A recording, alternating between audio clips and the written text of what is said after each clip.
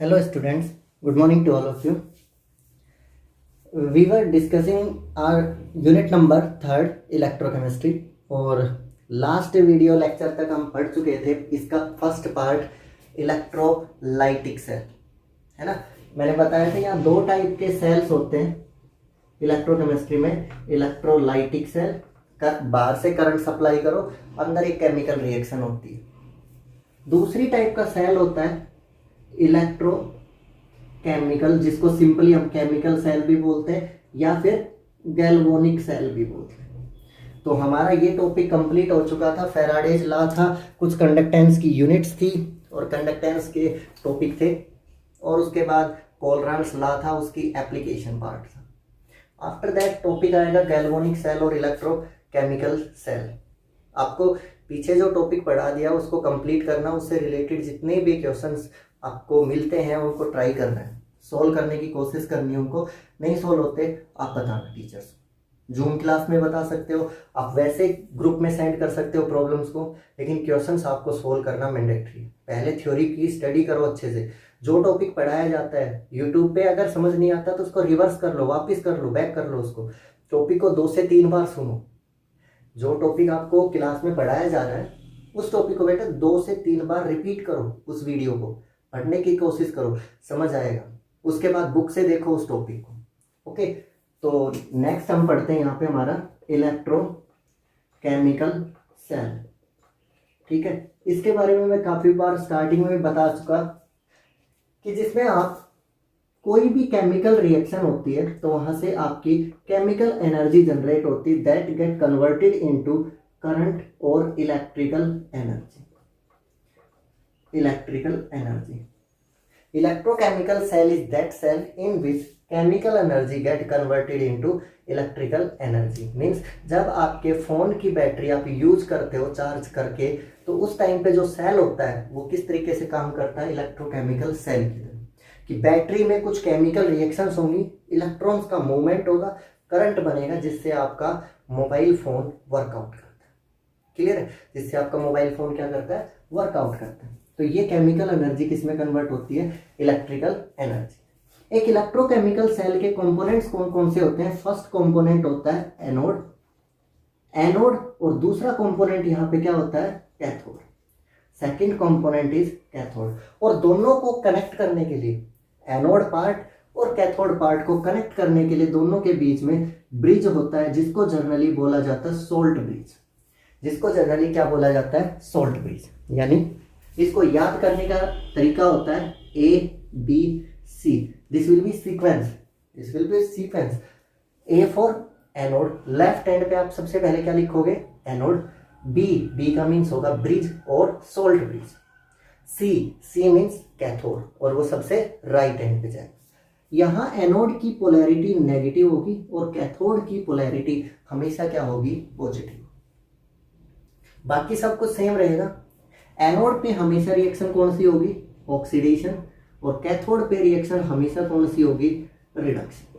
Anode पे हमेशा reaction कौन सी होगी, ऑक्सीडेशन, और कैथोड पे रिएक्शन कौन सी होगी, रिडक्शन। दोनों को कनेक्ट करने के लिए यू टाइप की ट्यूब होती है सिलेंड्रिकल, जिसकी शेप यू के जैसी होती है, और उसके अंदर कुछ कंपाउंड्स भरे जाते हैं, जिसका नाम क्या बनेगा, सोल्ट ब्रिज। तो इलेक्ट्रोकेमिकल सेल की अगर आपसे कोई कंस्ट्रक्शन पूछे किस तरीके से इलेक्ट्रोकेमिकल सेल बना हुआ होता है, तो आप लिखोगे this will be the representation of an electrochemical cell.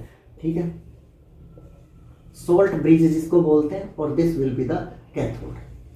इस टाइप से एक सेल को रिप्रेजेंट किया जाता है। This is the cell representation. Electrochemical cell की रिप्रेजेंटेशन है एनोड, ब्रिज, और ब्रिज के साइड में लगाया जाएगा किसको, कैथोड। क्लियर है? एनोड पे हमेशा ऑक्सीडेशन होगा, कैथोड पे हमेशा क्या होगा, reduction. Clear? Let we have an example of electrochemical cell. मेरे पास एक इलेक्ट्रोकेमिकल सेल है, ठीक है, जिस सेल का नाम लिखा जाता है डेनियल सेल। सबसे पहले यही सेल जनरली पढ़ा गया था। जो पहला सेल था इलेक्ट्रोकेमिकल सेल, वो डेनियल सेल था। किस तरीके से बनता है डेनियल सेल को बनाने का तरीका होता है, एक साइड में एनोड लगाता हूं, ठीक है। एनोड जनरली किसका रखा जाता है, जिंक मेटल का। एनोड जनरली किसका रखा जाता है, जिंक मेटल का। और कैथोड जो होता है, कैथोड जो मटेरियल होता है वो क्या होता है आपका, कॉपर। क्लियर है? जिंक एनोड होता है और कॉपर क्या होता है, कैथोड। एनोड को कंस्ट्रक्ट करने के लिए एक पोर्ट लिया, इस पोर्ट के अंदर मैंने किसकी रोड इंसर्ट कर दी यहाँ पे, this is the road of zinc. ये किसकी रोड होती है इस साइड, जिंक। और इस रोड को किसके अंदर डिप किया जाता है, क्योंकि पहले ही दिन मैंने ये डिस्कस किया था कि जब भी आप किसी सेल को कंस्ट्रक्ट करते हो आपके पास एक इलेक्ट्रोड होते हैं, कितने टाइप के, दो टाइप के, एनोड और कैथोड। दूसरी चीज होती है वो मीडियम इलेक्ट्रोलाइट, वहां पे क्या होता है, इलेक्ट्रोलाइट। तो इस जिंक मेटल को किसके अंदर डिप किया गया है, किसी पर्टिकुलर इलेक्ट्रोलाइट के सॉल्यूशन में। और वो इलेक्ट्रोलाइट का सॉल्यूशन किसका होगा, जिंक का ही कोई सॉल्यूशन होता है। तो वो जिंक का सॉल्यूशन कौन सा ले लिया, जिंक सल्फेट। मैंने फर्स्ट डे बोला था सेल एक ऐसा इलेक्ट्रिकल इक्विपमेंट होता है जिसमें दो इलेक्ट्रोड होते हैं, एनोड और कैथोड, और एक इलेक्ट्रोलाइट होना मैंडेटरी। एक से ज्यादा भी हो सकते हैं और एक भी। तो मैंने ये लिया जिंक, जिंक की रोड को डिप कर दिया किसके अंदर, एक इलेक्ट्रोलाइट में। इलेक्ट्रोलाइट भी मैंने जिंक का ही लिया, कौन सा, zinc sulphate, this is anode. Next one is right side cathode.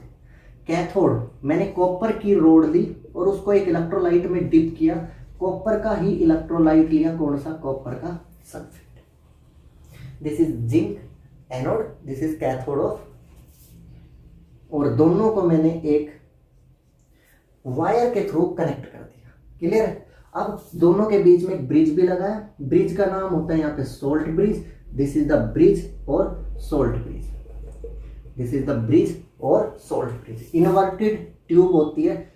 तो ये एक रिप्रेजेंटेशन किसकी होती है, आपके इलेक्ट्रोकेमिकल सेल की। ध्यान से देखो, रिएक्शन इसके बाद पढ़ेंगे, एक बार इस स्ट्रक्चर को ध्यान से देखो। स्ट्रक्चर में क्या दिखाई दे रहा है कि भाई एक साइड एनोड लगाया लेफ्ट एंड पे, राइट एंड पे मैंने कैथोड लगाया, एनोड जिंक का लगाया, नीचे ध्यान दो जिंक का ही सॉल्यूशन रखा है, कॉपर का लगाया और कॉपर का ही क्या रखा है मैंने यहाँ पे, सॉल्यूशन रखा है। यानी सॉल्यूशन किसका रखा गया यहाँ पे, कॉपर का। This is anode of zinc, this is cathode of. अब मुझे जल्दी से रिएक्शन बता दो भाई फटाफट।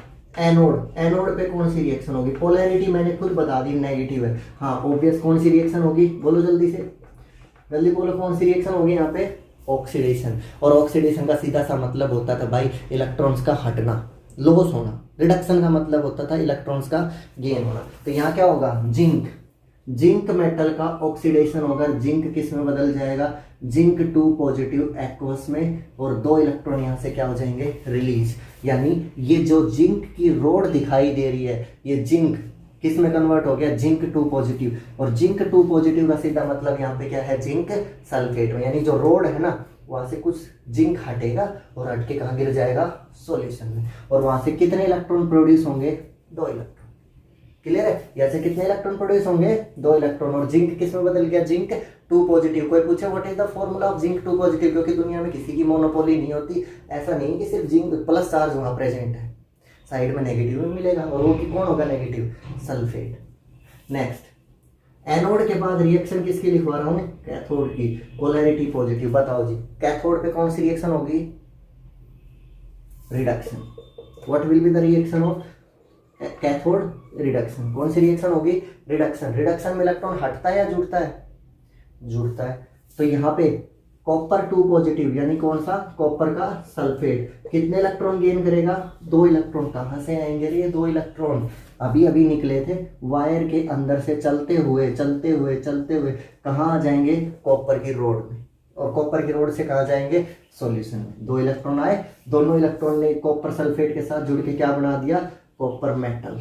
क्या बना दिया, copper metal. And this reaction is known as reduction reaction. This reaction is known as reduction reaction. This reaction is known as reduction reaction. Clear है जी? एनोड था, एनोड पे रिएक्शन हुई ऑक्सीडेशन की, जिंक बदल गया जिंक 2 पॉजिटिव। रिएक्शन हुई cathode पे और रिडक्शन, रिडक्शन में कॉपर 2 पॉजिटिव कन्वर्ट हो गया कॉपर। आई थिंक सबको क्लियर है। Now these are the cell reactions.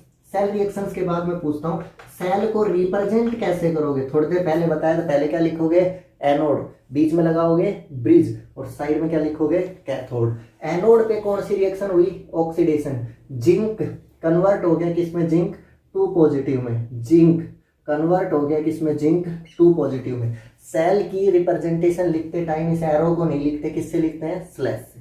Clear. इसके बाद bridge, bridge is represented by double line. ये जो 2 लाइन लगा दी मैंने, ये किसका, इसका मतलब क्या होगा, ब्रिज। ABC एनोड, जिंक बदल गया जिंक 2 पॉजिटिव में, bridge 2 line. Cathode, cathode copper 2 positive बदल गया कॉपर में। देखो कॉपर 2 पॉजिटिव बदल गया कॉपर में। This is the cell representation of Daniell cell. Paper में डायरेक्टली पूछ सकता है what is the Daniell cell, give its reactions and cell representation. तो पहले बनाओगे Daniell cell, anode cathode, zinc zinc sulphate, copper copper sulphate, दोनों को wire के थ्रू कनेक्ट। लेकिन दोनों को कंटिन्यूअसली वर्कआउट करने के लिए मुझे किसकी जरूरत पड़ती है, ब्रिज की, जिसका नाम क्या होगा, सोल्ट ब्रिज। तो ये बीच में क्या लगाया गया है, एक सोल्ट ब्रिज। बहुत इंपॉर्टेंस होती है सोल्ट ब्रिज की, है ना। इस सोल्ट ब्रिज की क्या होती है, अपनी एक इंपॉर्टेंस होती है। ठीक है। इसके बाद एनोड कैथोड और सेल की रिप्रेजेंटेशन। देखो एक्चुअली में क्या होता है, एनोड पे ऑक्सीडेशन होता है, एनोड पे क्या होता है, ऑक्सीडेशन, और यहाँ से इलेक्ट्रॉन्स रिलीज होते हैं, इलेक्ट्रॉन्स का रिलीज होता है। और इलेक्ट्रॉन्स रिलीज होते हैं तो मुझे पता है कि इलेक्ट्रॉन्स तो इस वायर के थ्रू किसके पास चले जाते हैं, कैथोड के पास चले जाते हैं ना। लेकिन पीछे क्या बच जाता है वहां सॉल्यूशन में, जिंक 2+ आयन, यानी सॉल्यूशन में लगातार क्या क्रिएट हो रहा है, जिंक 2 पॉजिटिव आयन। और नेगेटिव आयन सारे के सारे किधर फ्लो करके जाने लग रहे हैं, कैथोड की तरफ, है ना। किसकी तरफ चले जाते हैं, कैथोड की तरफ चले जाते हैं। तो इस साइड सारा का सारा प्लस चार्ज जनरेट होना स्टार्ट होता है, यानी ओनली कौन से आयन बचने शुरू होते हैं, जिंक 2 पॉजिटिव। दूसरी साइड अगर मैं ध्यान से देखूं तो ये कॉपर 2 पॉजिटिव आयंस थे।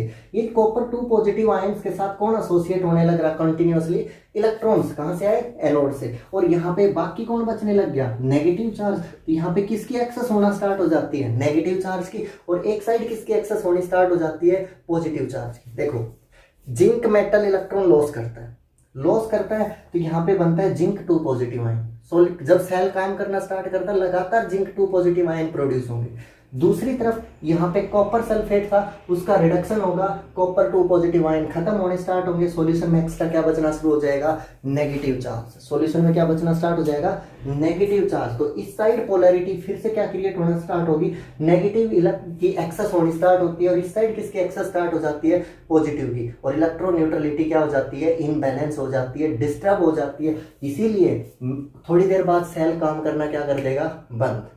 सेल काम करना क्या कर देगा, बंद। तो मैं क्या करता हूं, एक सोल्ट ब्रिज लगाया यहाँ पे। उस ब्रिज का काम क्या होता है, वो यहाँ पे अपोजिट आयंस को सप्लाई करता है। वो यहाँ पे क्या करता है, अपोजिट आयंस को सप्लाई करता है। और आयंस को सप्लाई करते ही यहाँ पे जो ये फालतू का पॉजिटिव चार्ज जनरेट हुआ था, इसको क्या कर देगा, न्यूट्रलाइज। इधर ये फालतू का जो नेगेटिव चार्ज होता है, इस चार्ज को क्या कर देगा, वो न्यूट्रलाइज। और कंप्लीट सेल क्या हो जाएगा, इलेक्ट्रिकली न्यूट्रल। तो रोल आता है यहाँ पे किसका, सोल्ट ब्रिज का। रोल किसका आता है यहाँ पे, सोल्ट ब्रिज का। तो सोल्ट ब्रिज जो होता है यहाँ पे, it is an inverted U tube filled with inert electrolytes, which is used to connect the anode and cathode। Anode और कैथोड को कनेक्ट करने के लिए यूज किया जाता है। डेफिनेशन पढ़ो, डेफिनेशन में कहता है it is an inverted type you tube, यानी ये कुछ इन्वर्टेड ट्यूब होती है, ये ऐसी ट्यूब होती है। This is inverted you tube, उल्टी करके रखी गई है, जिसकी शेप यू लेटर के जैसी होती है। किससे फिल किया जाता है, इनर्ट इलेक्ट्रोलाइट। इसको किससे फिल किया जाता है, इनर्ट इलेक्ट्रोलाइट, यानी एक ऐसा इलेक्ट्रोलाइट जो खुद रिएक्शन नहीं करेगा, like potassium nitrate KNO3, KCl like KCl, gelatin एक सॉलिड सॉल्यूशन होता है जिसका नाम होता है अगर सॉल्यूशन। ये सॉलिड सॉल्यूशन होता है, इनसे फिलअप किया जाता है। इसको यहाँ पे फिलअप कर दिया जाता है। इसका काम क्या होगा, जब इस साइड पॉजिटिव चार्ज एक्सेस में आएगा, इस साइड नेगेटिव चार्ज एक्सेस में आएगा, तो इसका काम होगा दोनों साइड के चार्ज को न्यूट्रलाइज करना, चार्ज को खत्म कर देना, इलेक्ट्रिकल न्यूट्रलिटी को मेंटेन रखना। इसका काम क्या होगा, पहला to maintain the electrical neutrality and flow of electron in the circuit. अगर ऐसा हुआ एक साइड सारा पॉजिटिव हो गया, एक साइड सारा नेगेटिव हो गया, इलेक्ट्रॉन्स का फ्लो बंद हो जाएगा एनोड से कैथोड की तरफ। तो यानी आपके जो सोल्ट ब्रिज है इसका काम क्या होता है, टू मेंटेन, पहला वर्क होगा इसका to maintain electrical neutrality, electrical neutrality and flow of electrons, flow of electrons in circuit. Circuit के अंदर इलेक्ट्रॉन्स का फ्लो मेंटेन करके रखता है। इसका काम क्या होगा, electrical neutrality, flow of ions और मिक्सिंग ऑफ आयंस, यानी इलेक्ट्रॉन्स और आयंस का, और सर्किट के अंदर आयंस का फ्लो रखना, इलेक्ट्रॉन्स का फ्लो रखता है। दूसरी बात वो सॉल्यूशन की कंप्लीटली क्या मेंटेन करके रखेगा, इलेक्ट्रिकल न्यूट्रलिटी। ठीक है, ये दो पॉइंट होंगे, इलेक्ट्रिकल न्यूट्रलिटी मेंटेन रखेगा सॉल्यूशंस की, और दूसरी क्या होगी, flow of electrons in the circuit. These are the basic use of a salt bridge. कौन कौन से पार्टिकल सोल्ट ब्रिज में जनरली यूज करे जाते हैं, पार्टिकल यूज किया जाता है आपका KNO3, KCl, जिलेटिन, अगर अगर सॉल्यूशन। अगर अगर सॉल्यूशन और जिलेटिन जनरली सॉलिड सॉल्यूशंस में काउंट होते हैं आपके। ठीक है, कर लोगे इसको। इनर्ट इलेक्ट्रोलाइट इसलिए बोला जाता है because these electrolytes does not participate in the reaction, these electrolyte does not participate in the reaction. Okay, तो मैंने अभी तक आपको सिर्फ इंट्रोडक्शन पढ़ा है डैनियल सेल के बारे में, और डैनियल सेल के अंदर एक छोटा सा टॉपिक आया था सोल्ट ब्रिज। सोल्ट ब्रिज का एक्चुअली में काम क्या होता है कि थोड़ी देर सेल काम करता है तो एनोड से सारे इलेक्ट्रॉन किधर जाने शुरू हो रखे होते हैं, कैथोड की तरफ। तो बेचारे एनोड पे पॉजिटिव आ जाएगा, सारे इलेक्ट्रॉन तो चले गए, कैथोड पे आ जाएगा नेगेटिव, और पोलैरिटी इलेक्ट्रिकल न्यूट्रलिटी सॉल्यूशन की खत्म। थोड़ी देर बाद सर्किट काम करना बंद कर देता है। तो उस इलेक्ट्रिकल न्यूट्रलिटी को बढ़ाए रखने के लिए हमें किसकी जरूरत थी, यहाँ पे सोल्ट ब्रिज की। क्लियर है, तो यहाँ पे किसकी जरूरत पड़ी थी, हमें सोल्ट ब्रिज की। नेक्स्ट टॉपिक इज सेल और electrode potential, electrode potential, topic का नाम है जी इलेक्ट्रोड पोटेंशियल। ठीक है, electrode potential. Generally potential word का मीनिंग होता है tendency to change the state, यानी किसी भी इंसान की भी एबिलिटी हो सकती है, किसी भी पार्टिकल की एबिलिटी हो सकती है कि वो कुछ काम करे, अपनी स्टेट को चेंज करे। बहुत बार नहीं बोला जाता लाइफ में कि आपके अंदर कुछ करने का पोटेंशियल होना चाहिए, यानी कोई काम करने की एबिलिटी जो होती है जनरली उसको क्या बोला जाता है, पोटेंशियल। तो यहाँ पे इलेक्ट्रोड है, अब मैंने इलेक्ट्रोड में देखा जिंक बदल गया, जिंक 2 पॉजिटिव में, इलेक्ट्रॉन क्या कर दिए, लॉस। कॉपर 2 पॉजिटिव बदल गया, कॉपर में 2 इलेक्ट्रॉन क्या कर लिए उसने, गेन। या तो इलेक्ट्रॉन लॉस करे जा रहे हैं या फिर क्या किए जा रहा है, गेन करे जा रहा है। दो ही काम चल रहे हैं वहां पे, या तो इलेक्ट्रॉन लॉस हो रहे हैं या इलेक्ट्रॉन क्या हो रहे हैं, गेन हो रहे हैं। तो कहता है कि किसी भी मेटल या नॉन मेटल या किसी भी इलेक्ट्रोड की वो एबिलिटी कि वो इलेक्ट्रॉन्स को लॉस करे या गेन करे, that is known as electrode potential. Tendency to gain और loss electrons by any kind of electrode is known as electrode potential. जैसे जिंक की इलेक्ट्रॉन लॉस करने की प्रोबल एबिलिटी है, कॉपर की इलेक्ट्रॉन गेन करने की एबिलिटी। ठीक है, tendency to gain or loss electrons is known as electrode potential, is known as electrode potential। याद हो जाएगा जी, क्या होता है, कोई पूछे तो what is the electrode potential, the ability और tendency of an electrode to gain और लॉस इलेक्ट्रॉन्स, एबिलिटी और tendency of any electrode to gain और लॉस इलेक्ट्रॉन, है ना। हम उसने अपनी स्टेट चेंज कर ली, कहाँ से, जिंक बदल गया, जिंक 2 पॉजिटिव में, स्टेट चेंज हो गई। कॉपर चेंज हो गया, कॉपर 2 पॉजिटिव में, स्टेट चेंज हो गई। तो किसी भी ऑब्जेक्ट की वो एबिलिटी या इलेक्ट्रोड की कि वो अपनी स्टेट को चेंज करे, इलेक्ट्रॉन को लॉस करे या गेन करे, क्या कहलाती है, इलेक्ट्रोड पोटेंशियल। जनरली इसको बोलते हैं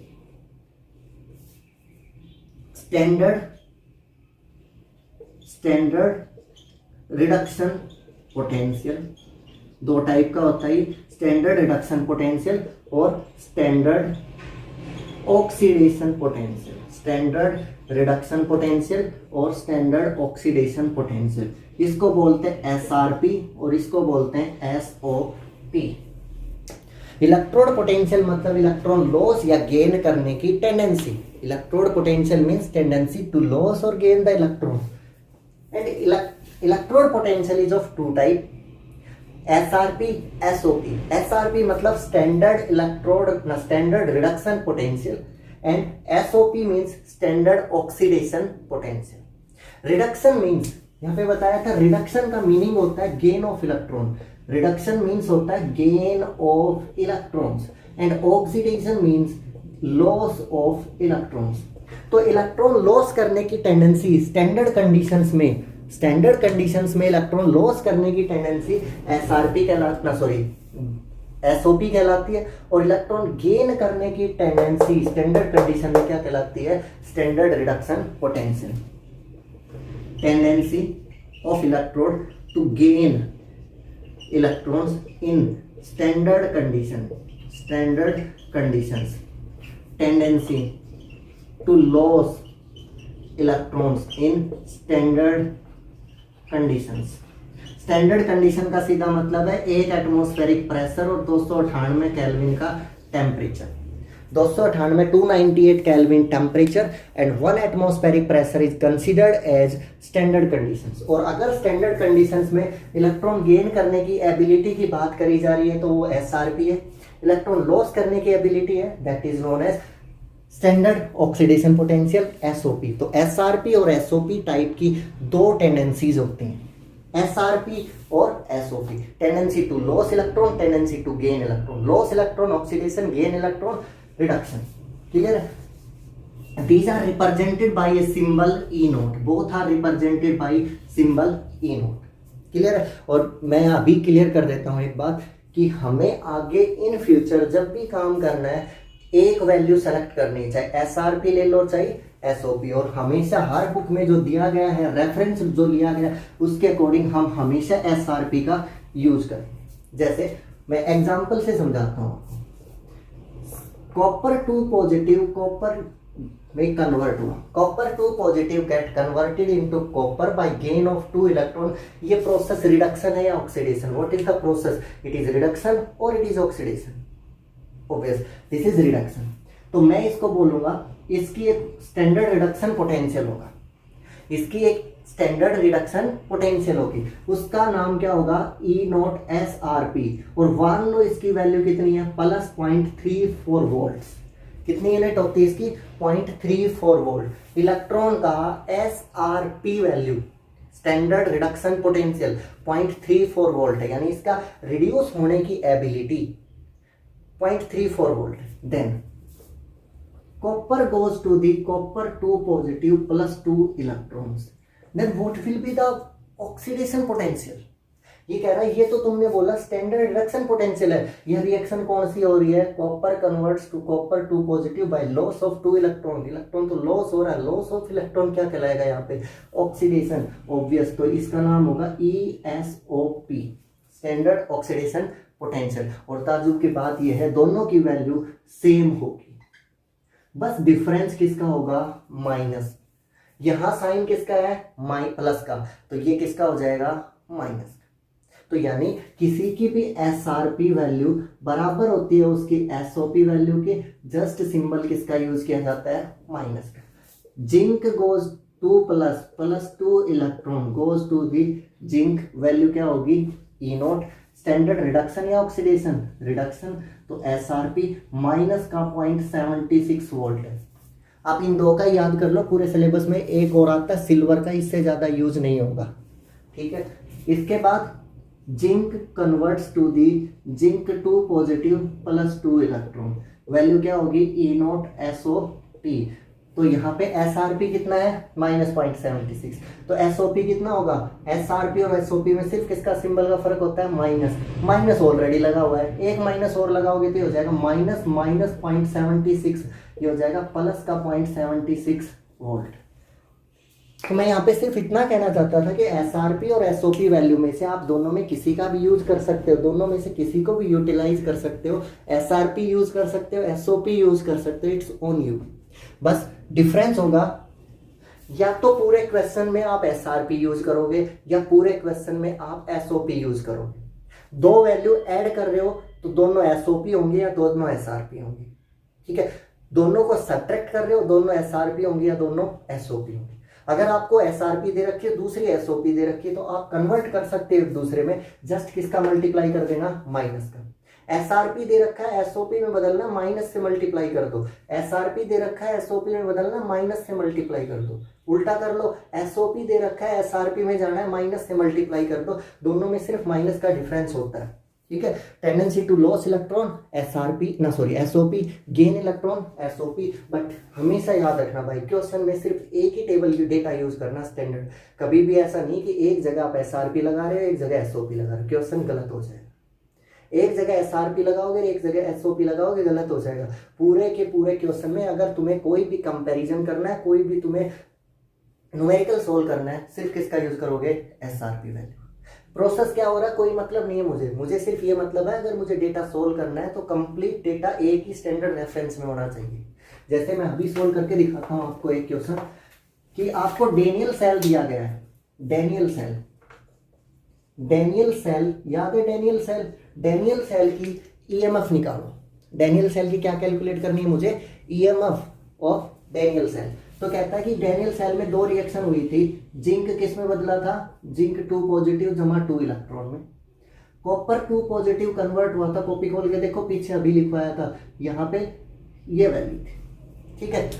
जिंक का क्या हो रहा है, ऑक्सीडेशन, और कॉपर का क्या हो रहा है, रिडक्शन, ठीक है। मैंने दोनों का एसआरपी डेटा दे दिया, दोनों का एसआरपी दिया। एसआरपी जिंक की दे रखी है माइनस का 0.76 और एसआरपी कॉपर की दे रखी है इसकी। अब ये देखना, यहाँ पहले ऑक्सीडेशन हुआ, फिर यहाँ पे क्या हुआ, रिडक्शन। दोनों की एसआरपी वैल्यू आपको दी गई है, ये दोनों की एसआरपी दी गई है, बहुत अच्छी बात है। लेकिन अगर गलती से ऊपर जिंक की एसओपी दे रखी होती, कॉपर की एसआरपी, गलत हो जाएगा अगर दोनों को ऐड कर दिया, ठीक है। क्या करोगे, दोनों की या तो एसआरपी रखोगे या दोनों की क्या रखोगे, एसओपी। दोनों की एसआरपी रखोगे या दोनों की एसओपी रखोगे, है ना। तो मतलब मुझे दोनों को स्टैंडर्ड एक ही मेंटेन करके रखना है, नहीं तो बार बार दिक्कत आएगी क्वेश्चन सॉल्व करोगे। तो what will be the net cell reaction, net reaction में 2 इलेक्ट्रॉन से कट गया 2 इलेक्ट्रॉन, कॉपर प्लस में जिंक प्लस में copper 2 positive converts zinc 2 positive, और इधर क्या बचा, कॉपर। क्लियर है। ई नोट ऑफ सेल, फॉर्मूला लिखवा रहा हूं भाई, ई नोट ऑफ सेल निकालने का। एक एनोड की एसआरपी वैल्यू दे रखी है, कैथोड की एसआरपी दे रखी है। तो ई नोट कैसे निकालोगे, ई नोट सेल बराबर होगा ई नोट राइट या कैथोड, ई नोट राइट साइड वाला यानी कैथोड, माइनस ई नोट किसकी, एनोड की।